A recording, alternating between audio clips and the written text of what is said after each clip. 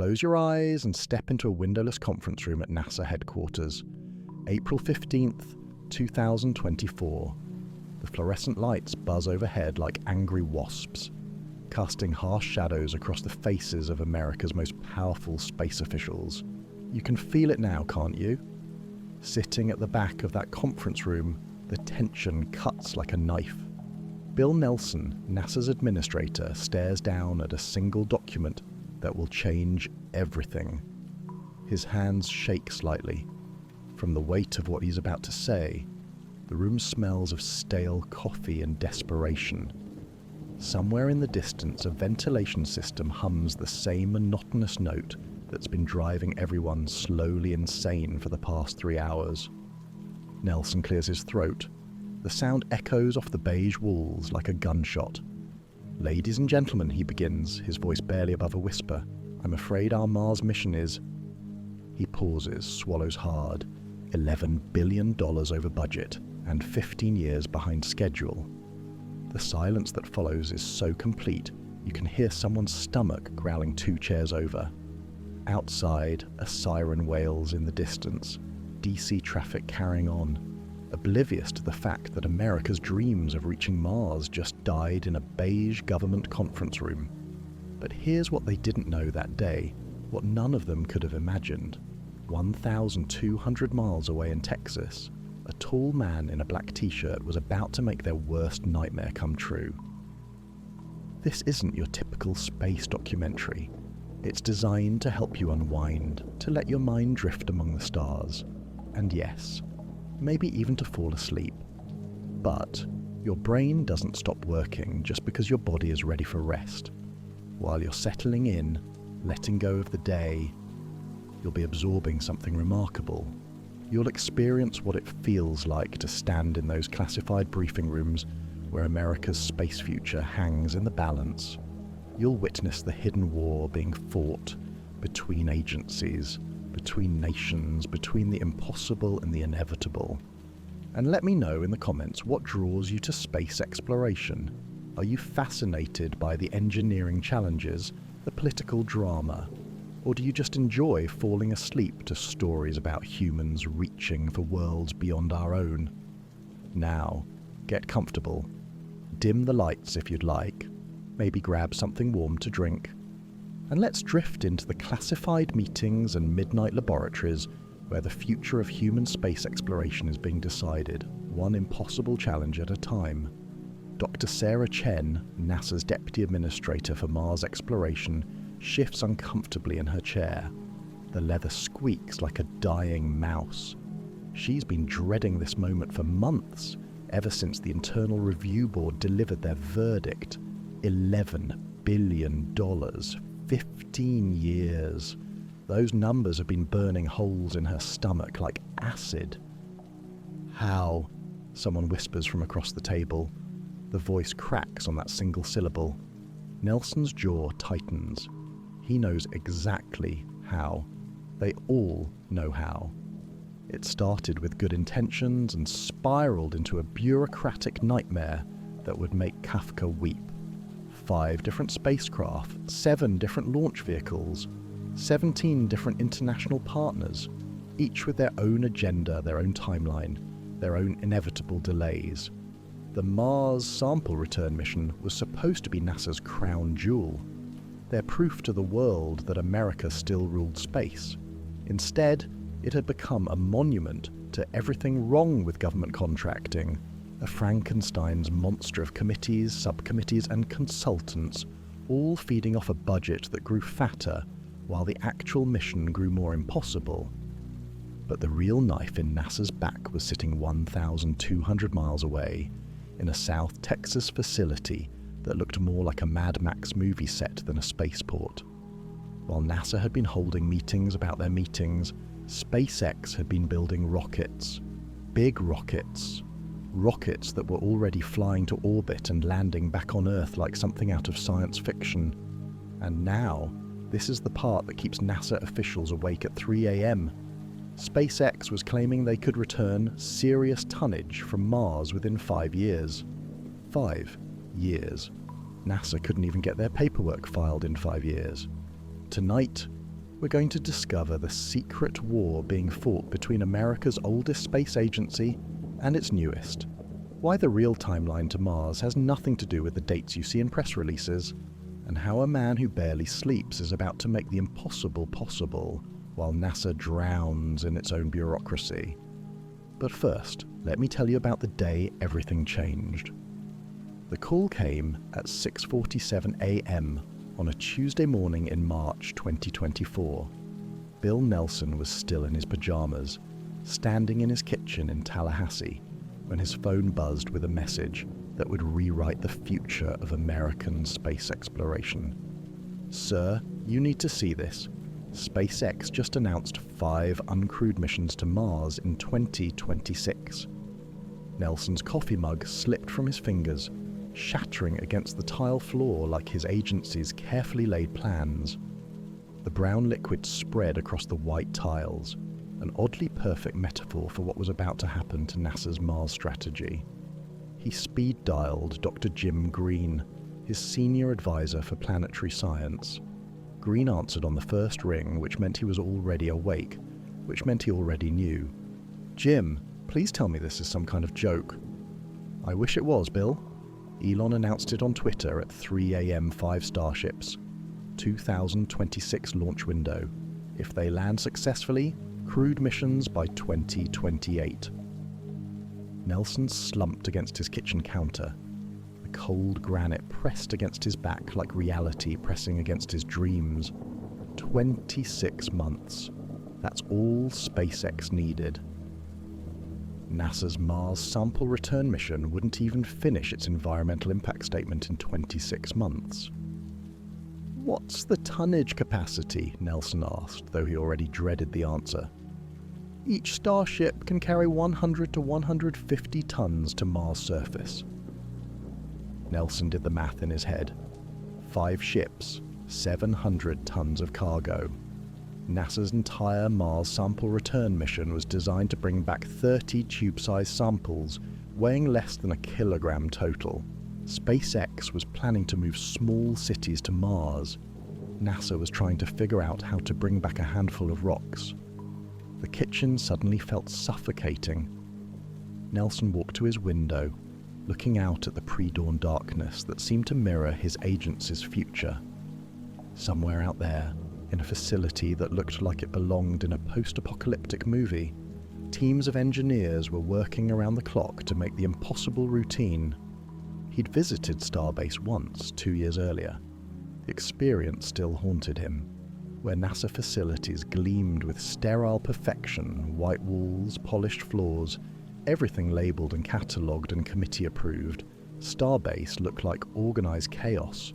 Massive rockets under construction in the open air, welding sparks flying at all hours, engineers who looked like they hadn't slept in days but moved with the manic energy of people chasing something larger than themselves. And at the centre of it all, Elon Musk.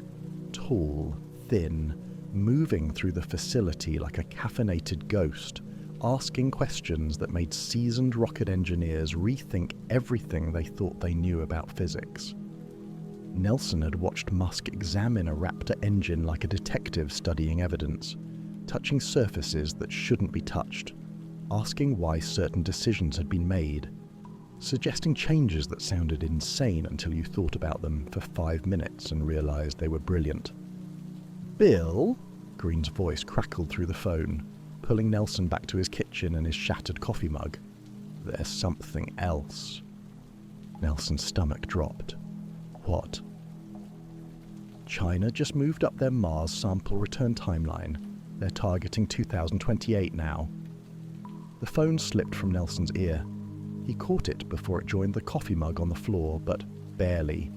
China. Of course China was involved, because apparently the day couldn't get any worse. How much notice did they give? They announced it 6 hours ago. Beijing time. 6 hours. While Nelson was sleeping peacefully in Florida, 2 of America's biggest rivals in space had just announced they would reach Mars before NASA even finished designing their mission. Nelson walked back to his kitchen table, where a stack of NASA reports waited like accusers. Environmental impact statements, budget review documents, timeline assessment reports. Thousands of pages of bureaucracy, each one stamped and approved and filed in triplicate, and all of it suddenly as useful as confetti. His phone buzzed again, a text from his chief of staff. Emergency meeting. 8 a.m. Everyone. 8 a.m. That gave him just over an hour to figure out how to tell the most brilliant minds in American space exploration that they'd been outflanked by a South African entrepreneur who thought meetings were a waste of time, and a communist government that didn't believe in environmental impact statements. Nelson bent down to clean up the shattered mug, the ceramic pieces cut into his fingers, tiny reminders that some things, once broken, couldn't be put back together.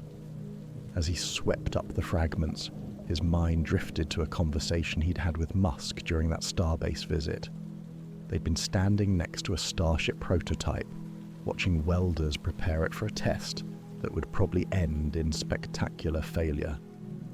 "Why don't you ever seem worried about the explosions?" Nelson had asked. Musk had smiled, and I don't mean the practiced politician's smile that Nelson knew so well, but something genuine and slightly unhinged. Because every explosion teaches us something we didn't know.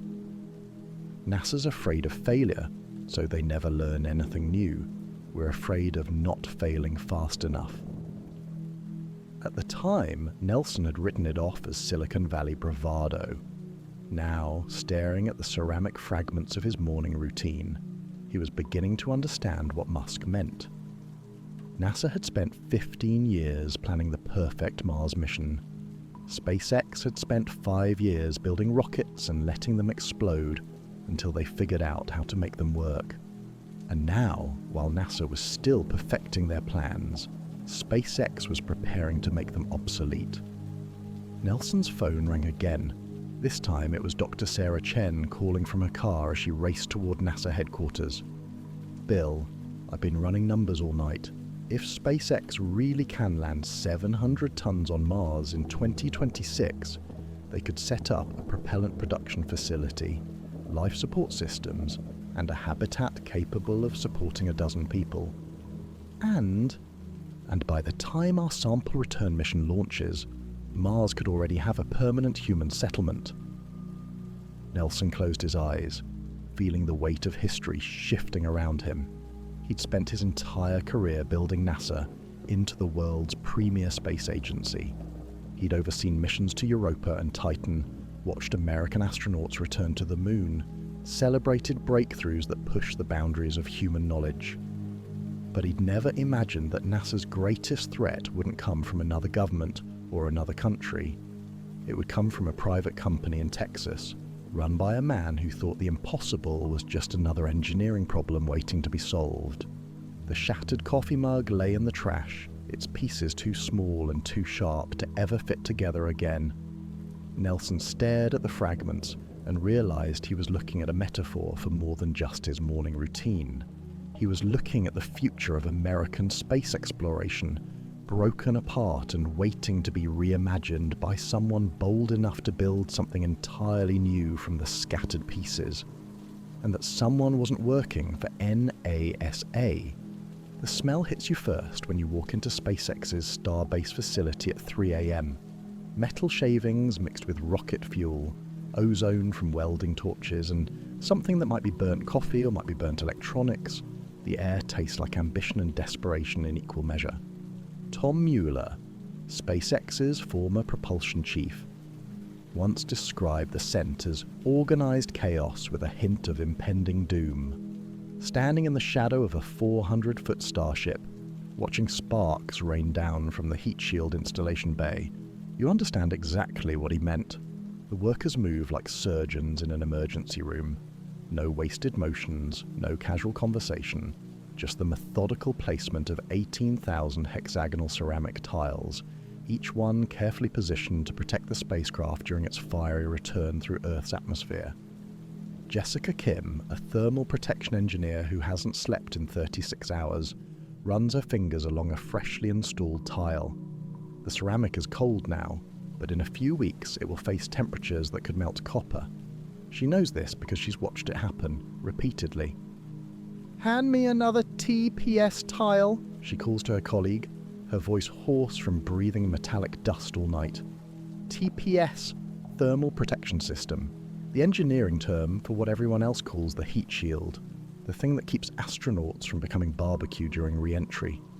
Her colleague, Marcus Chen, pauses mid-reach. "You sure about the gap spacing on these edge tiles?" Jessica's hand freezes. Gap spacing.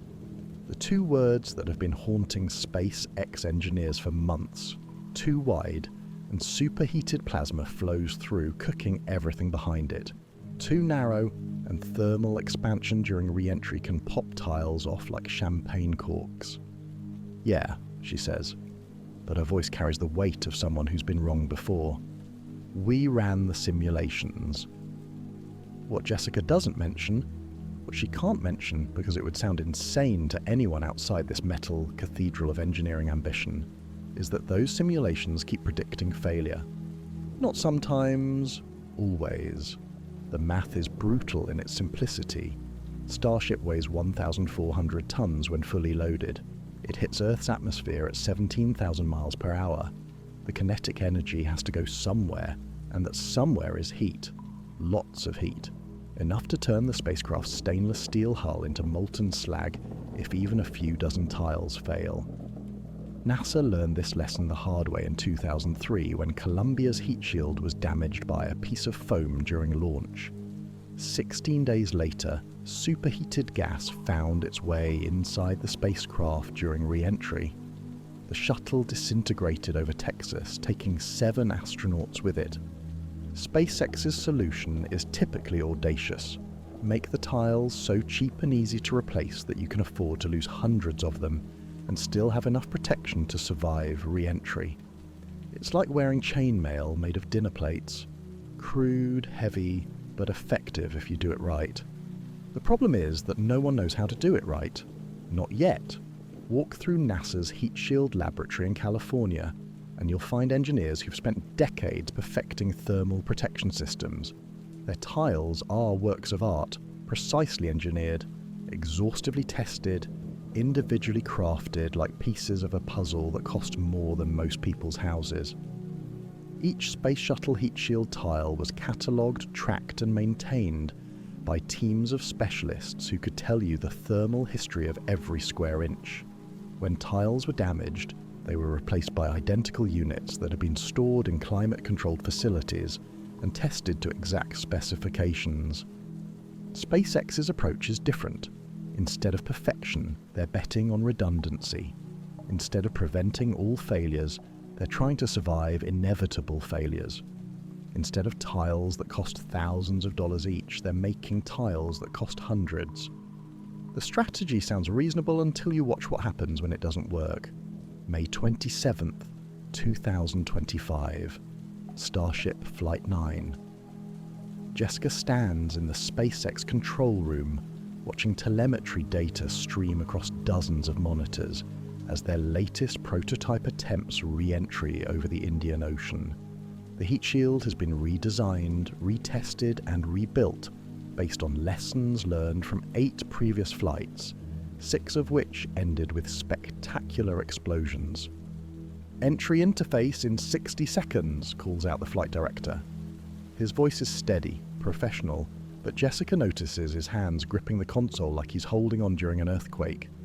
On the main screen, an infrared camera shows Starship as a bright orange dot against the black of space. As it hits the atmosphere, the dot begins to glow brighter, like a coal being blown into flame. "Temperature nominal," reports the thermal systems engineer. "All tiles showing normal heating patterns." Jessica watches her instruments, tracking the health of 18,000 individual heat shield tiles through sensors embedded in the ship's structure. Green lights across the board. Everything working exactly as designed. Then, 30 seconds into re-entry, something changes. "We're seeing anomalous heating on the port forward flap," the thermal engineer calls out. His voice has lost its professional calm. temperature climbing above redline. On the main screen, the camera angle shifts to show Starship's landing flap.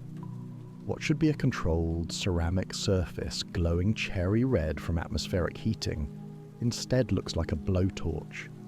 White-hot gas is streaming through a gap in the heat shield, creating a plume of superheated plasma that's slowly eating the flap from the inside out.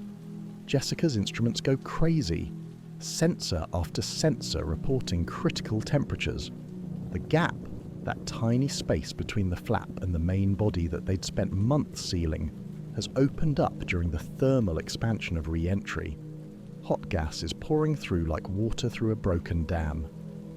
"Can we maintain control?" asked the flight director. "We're trying," responds the guidance engineer. The flap is still responding, but it's getting cooked pretty good. On screen, the white-hot gas continues to stream through the gap. Jessica watches in fascination and horror as the plasma cuts through metal that should be able to withstand nuclear reactor temperatures. The flap is being consumed from within, like termites eating through the frame of a house. But here's the thing that makes Jessica's heart rate spike. Starship keeps flying, despite losing large chunks of its heat shield. Despite temperatures that would melt concrete. Despite plasma cutting through control surfaces, like a lightsaber through butter. The spacecraft maintains attitude control, completes its re-entry, and splashes down in the Indian Ocean more or less intact. When they recover the vehicle 3 days later, Jessica gets a first close look at what happens when SpaceX's heat shield philosophy meets the brutal physics of hypersonic re-entry. The damaged flap looks like abstract art created by a blowtorch-wielding madman. Entire sections have been carved away by superheated gas. Ceramic tiles are missing, shattered, or welded together by temperatures that defy comprehension. The stainless steel underneath has been twisted into impossible shapes by thermal stress that could bend railroad tracks. And yet, somehow, the spacecraft survived. Standing on the recovery ship, running her hands along the damaged heat shield, Jessica finally understands what Elon Musk meant when he said that SpaceX wasn't trying to prevent all failures. They were trying to make failures survivable. NASA's approach to heat shields is like building a perfect umbrella, elegant, efficient, and catastrophic if even one spoke breaks. SpaceX's approach is like building a raincoat out of overlapping garbage bags, ugly, redundant, and effective even when half of it falls apart. The insight changes everything Jessica thought she knew about spacecraft design. You don't need perfect heat shields if you can build spacecraft tough enough to survive imperfect ones. Back at Starbase, teams of engineers swarm over the recovered vehicle like accident investigators at a crime scene. Every damaged tile is catalogued, every gap is measured, every failure mode is analysed and fed back into the design of the next vehicle. The process is messy, expensive, and occasionally terrifying. But it's also fast, faster than any government program could ever be. While NASA spends years analysing computer models and writing reports, SpaceX builds actual spacecraft, flies them until they break, then builds better ones. Jessica finds herself working 18-hour days because she's witnessing something unprecedented in aerospace engineering. A company that treats catastrophic failure as a design requirement rather than a design flaw. The heat shield tiles they're installing on the next Starship look almost identical to the ones that failed spectacularly 3 months earlier. But the gaps are sealed differently. The mounting system has been redesigned. The thermal expansion calculations have been updated based on real-world data that no computer simulation could have provided. It's engineering by controlled explosion, and it's working. Late at night, when the facility falls quiet except for the hum of equipment and the distant sound of welding, Jessica sometimes climbs up to the observation deck and stares at the starships under construction. Massive silver towers that look more like science fiction than anything NASA has ever built. Each one represents hundreds of engineering compromises, thousands of calculated risks, and the accumulated knowledge of every spectacular failure that came before it. They're not perfect, they're not elegant, but they're real, and they're flying, and they're getting better with every explosion. Somewhere in the distance, a night shift crew is installing heat shield tiles on the next vehicle. The work never stops. The explosions never stop teaching them something new. And slowly, inevitably, the impossible is becoming routine. That's the secret NASA doesn't want to admit. Perfection is the enemy of progress.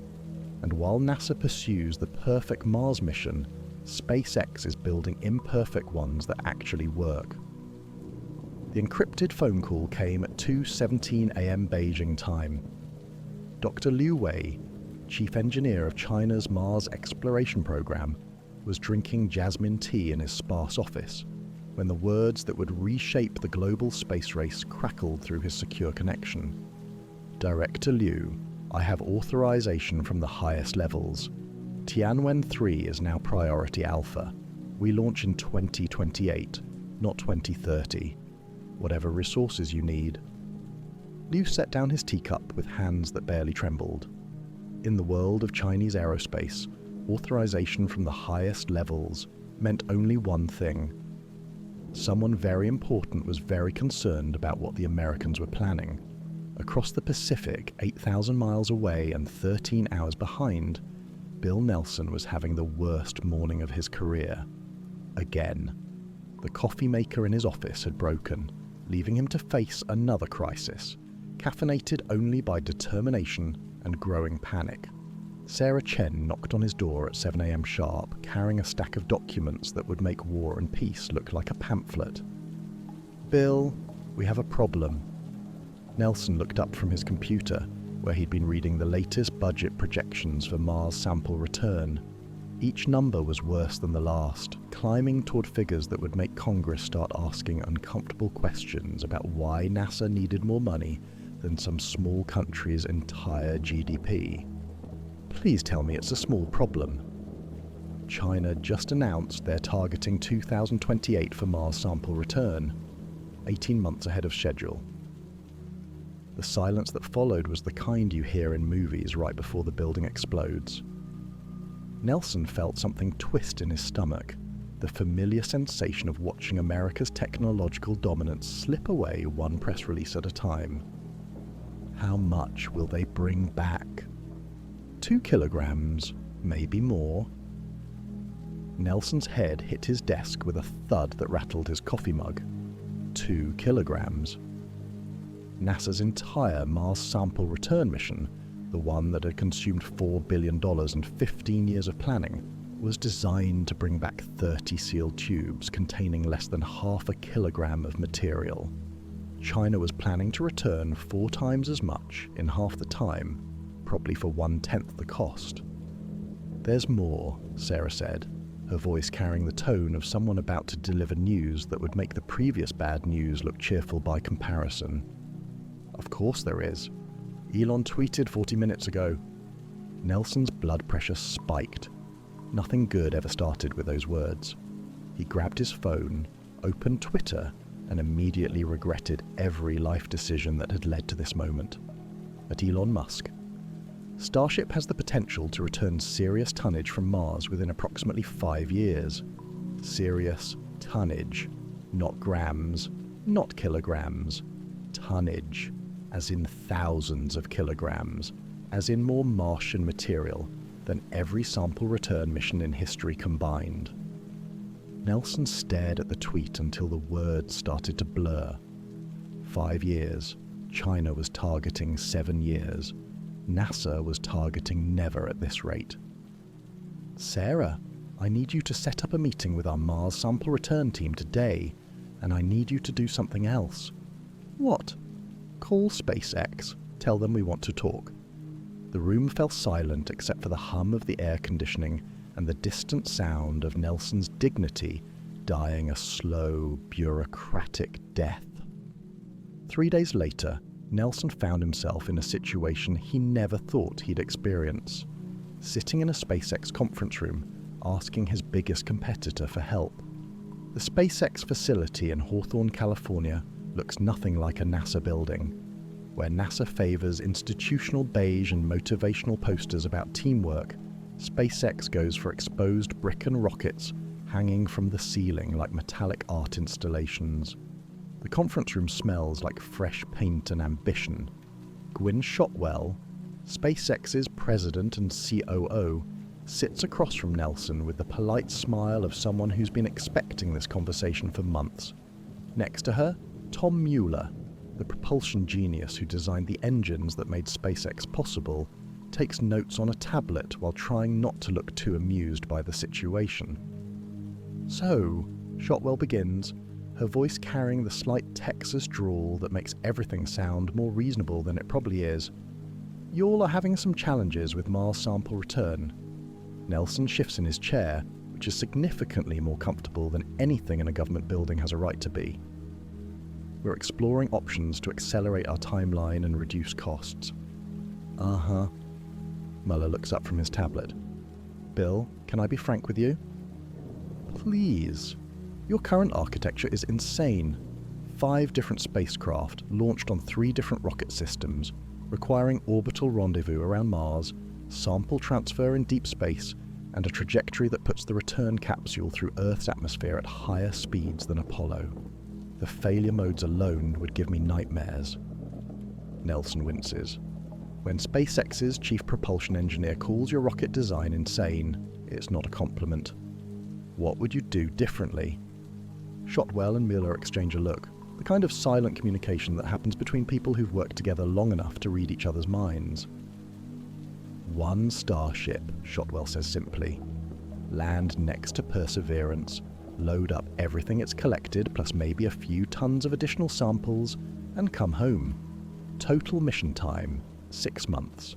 Total cost, maybe $500 million including development. The number hits Nelson like a physical blow. 500 million. NASA was spending that much on environmental impact studies. What about planetary protection protocols, Sarah asks. She's been taking notes furiously, trying to find holes in what sounds too good to be true. Same systems we're developing for crew missions, Mueller responds. HEPA filtration, sealed sample containers, the works. Probably better than what you're planning since we need to keep our crew alive anyway. Nelson feels the conversation slipping away from him, like water through his fingers. Every question they ask gets answered with engineering solutions that sound reasonable, practical, and achievable. It's everything NASA's current plan is not. Timeline, he asks, though he's afraid to hear the answer. First uncrewed Starship lands on Mars in 2026, Shotwell says. If that goes well, we could probably do a sample return mission in 2028, maybe 2030, to be conservative. Conservative. SpaceX's conservative timeline was more aggressive than NASA's optimistic one. Nelson looks around the conference room, taking in the rocket components mounted on the walls like trophies. Each piece represents something that SpaceX said was impossible, then built, then made routine. The Falcon 9 booster that landed itself, the Dragon capsule that autonomously docked with the International Space Station, the Raptor engine that burns methane and oxygen at pressures that should collapse most metals. All of it built by a company that didn't exist when Nelson started working in government. What would you need from NASA? Nelson asks, his voice barely above a whisper. Landing site selection, Mueller says immediately. You know Mars better than anybody, and maybe some help with sample analysis once we get back. That's NASA's specialty.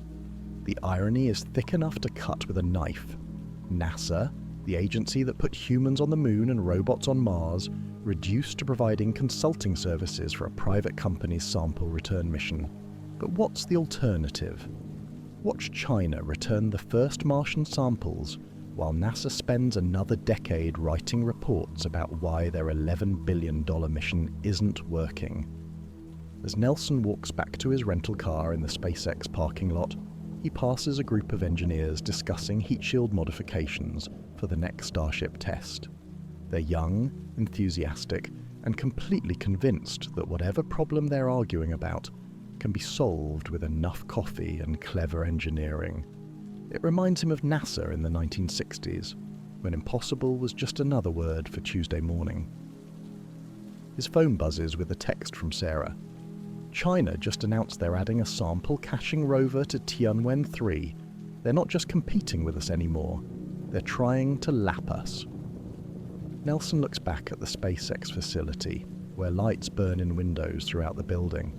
Engineers working late, and it's not because they have to, but because they're excited about what they're building. For the first time in months, Nelson allows himself to hope that America might not lose the Mars sample return race after all.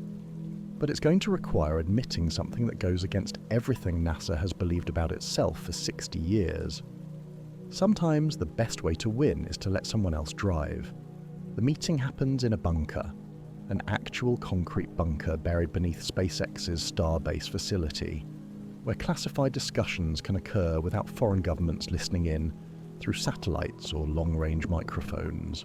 The air down here tastes stale and recycled, carrying hints of electronics and that peculiar smell that comes from too many important conversations happening in too small a space. Elon Musk sits at one end of a steel table, surrounded by engineers whose names appear on patents but never in press releases. At the other end, via secure video link, Bill Nelson and his senior staff peer through encrypted pixels from their own bunker-like conference room at NASA headquarters. The video compression makes everyone look slightly pixelated, like characters in an old video game discussing the future of human civilization. "Let me be clear about something," Musk says, his voice carrying that particular intensity he reserves for moments when the pleasant facade drops away. The 2026 Mars launch window is not negotiable. Either we're ready, or we wait another 26 months. Physics doesn't care about our schedules. Dr. Sarah Chen leans forward on the NASA side of the connection. The video lag makes her movement seem slightly unnatural, like a marionette controlled by someone with poor timing. What are the actual technical blockers? Musk's chief engineer, a woman named Katie Rasdall who looks like she hasn't slept in weeks, slides a tablet across the table. The screen shows a complex timeline with red bars scattered through it, like warning lights on a failing system. "Orbital refueling," she says simply.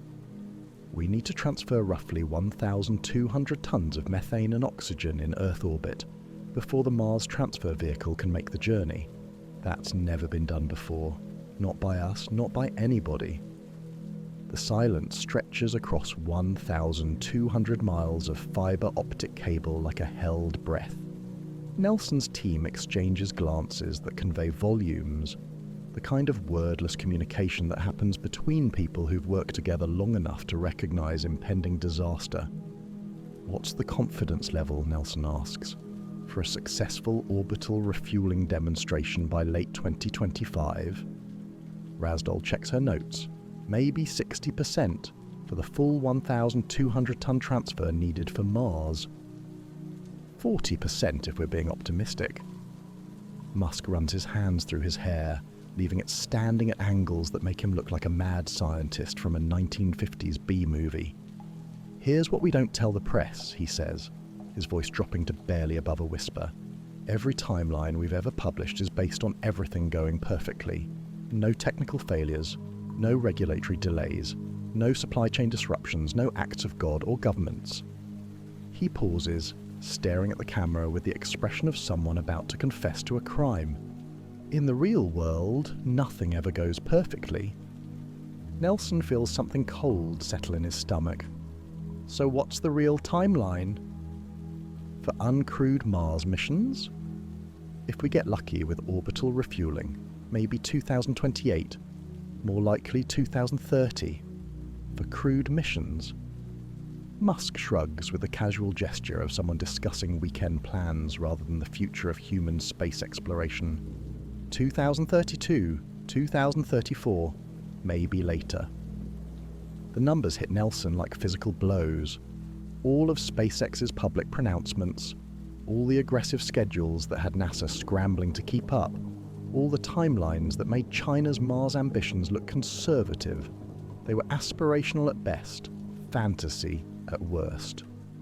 "Why not tell the truth publicly?" asked Dr. Chen. Musk's laugh has no humour in it. "Because the truth is that getting to Mars is still nearly impossible, even with our technology. The engineering challenges are staggering, the costs are astronomical, the risks are enormous. If we told people how hard this really is, support would collapse overnight." Katie Rasdall pulls up another slide on her tablet, this one showing a Starship heat shield after re-entry, looking like abstract art created by a blowtorch. "This is from our last test flight. We lost 40% of the thermal protection tiles during atmospheric entry. The spacecraft survived, but barely. We're still years away from a system reliable enough to bet human lives on." Nelson stares at the image through pixelated video compression.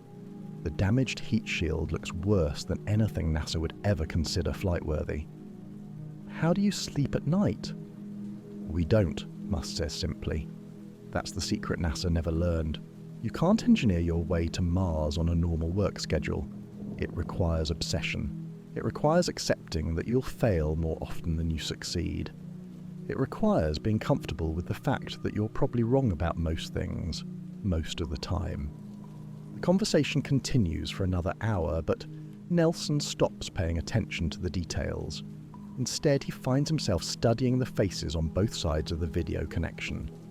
NASA engineers with their carefully maintained professional demeanour, taking notes on government-issued tablets, asking the kinds of questions that come from decades of experience with things that work exactly as designed.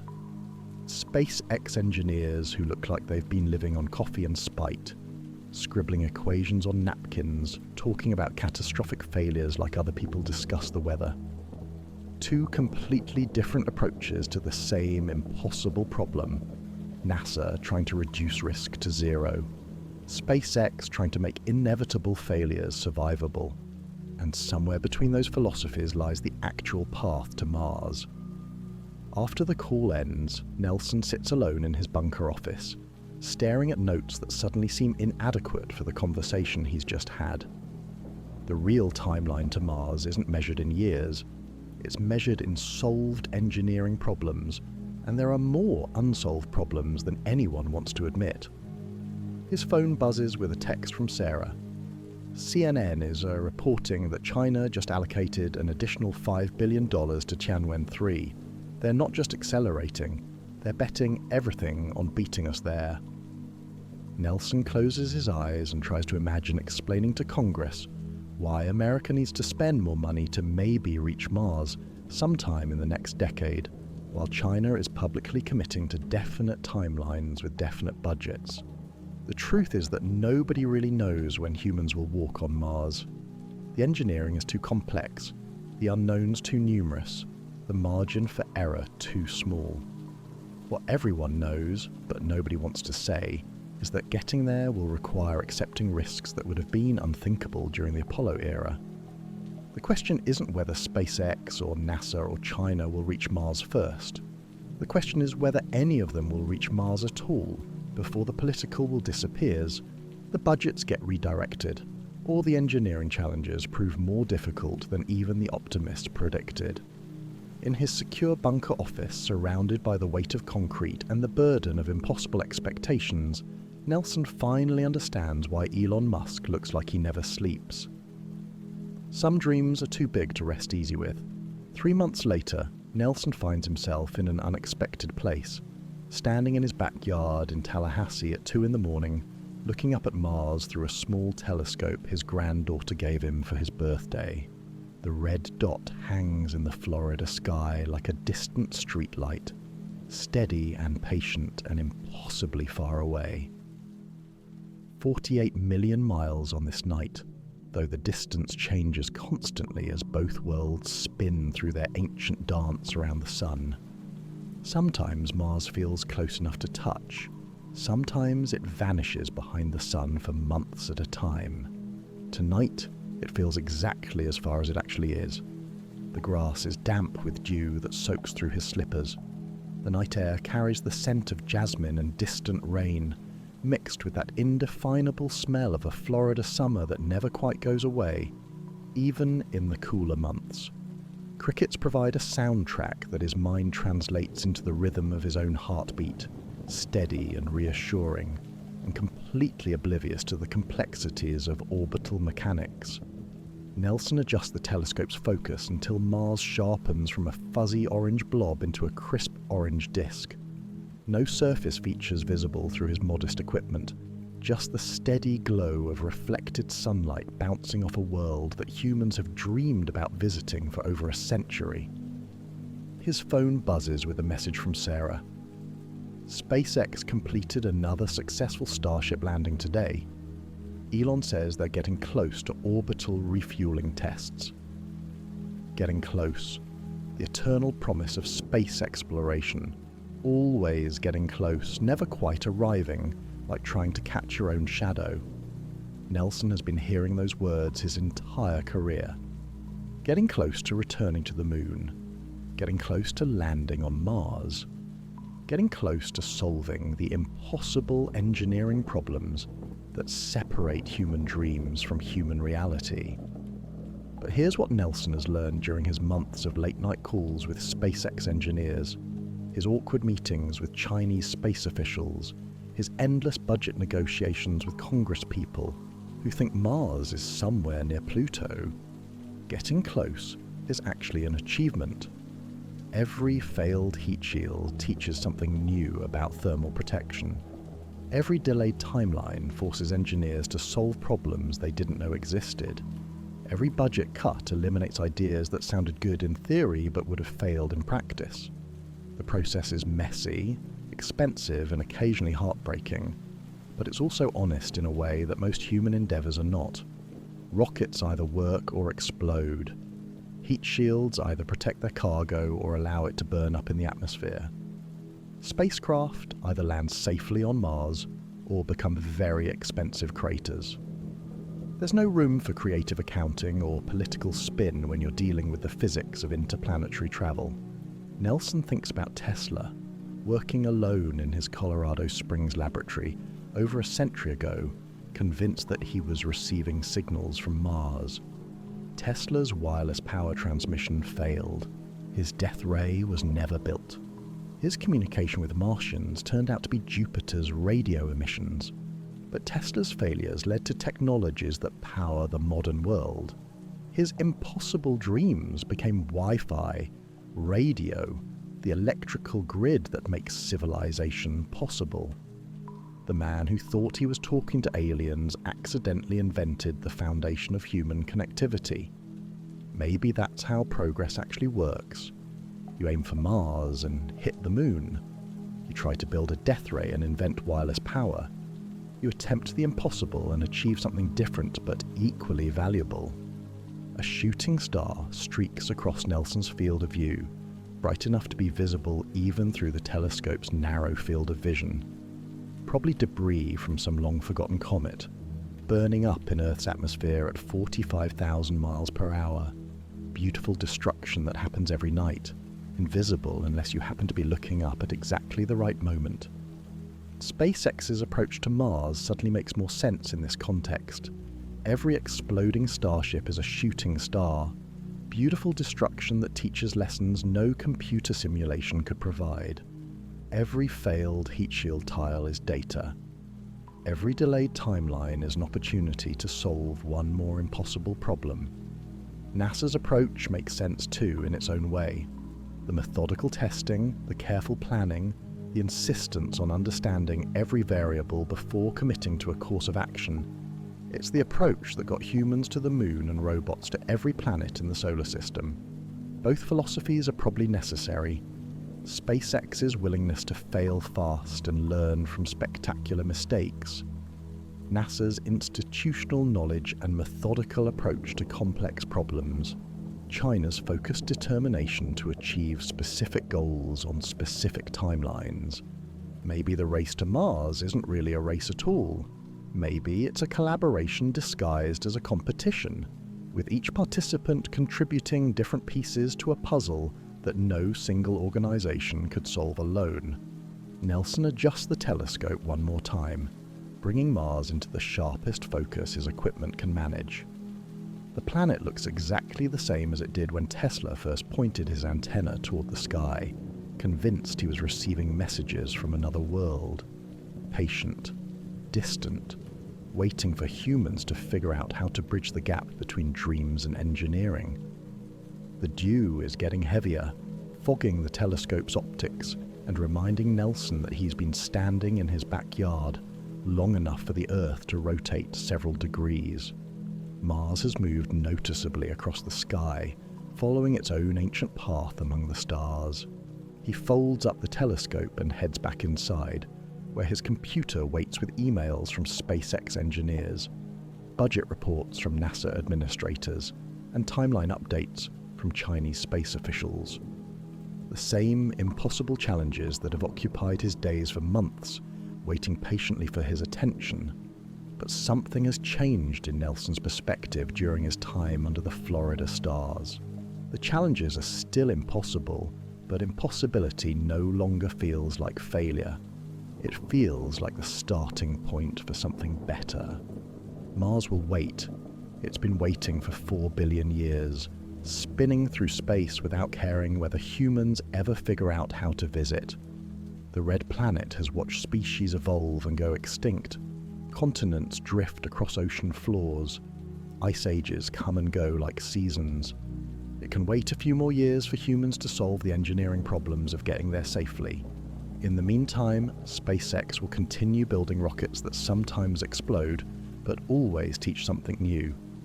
NASA will continue developing technologies that work exactly as designed, even if they take longer to perfect. China will continue pushing forward with focused determination, regardless of what anyone else is doing.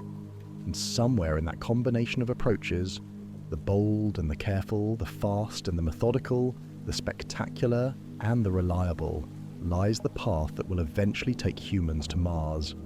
Nelson turns off his computer without reading the emails. They'll still be impossible tomorrow, and tomorrow he'll have the energy to work on making them slightly less impossible. Tonight, he's content to know that the red dot in the sky is still there, still patient, still waiting for the day when human footprints join the tracks left by rovers and the scars left by failed landing attempts. The day when Tesla's impossible dreams of wireless communication finally connect two worlds instead of just one. And as you drift off to sleep tonight, surrounded by the invisible electromagnetic signals that Tesla dreamed of over a century ago, remember that you've just witnessed something remarkable. The same human drive that sent Tesla into those midnight Colorado experiments is now building rockets in Texas deserts and planning missions to distant worlds. The impossible dreams of one generation become the engineering challenges of the next. And maybe, just maybe, by the time you wake up tomorrow, someone will have solved one more piece of the puzzle that takes us to Mars. Sweet dreams, and may your own impossible dreams feel a little more achievable in the morning light.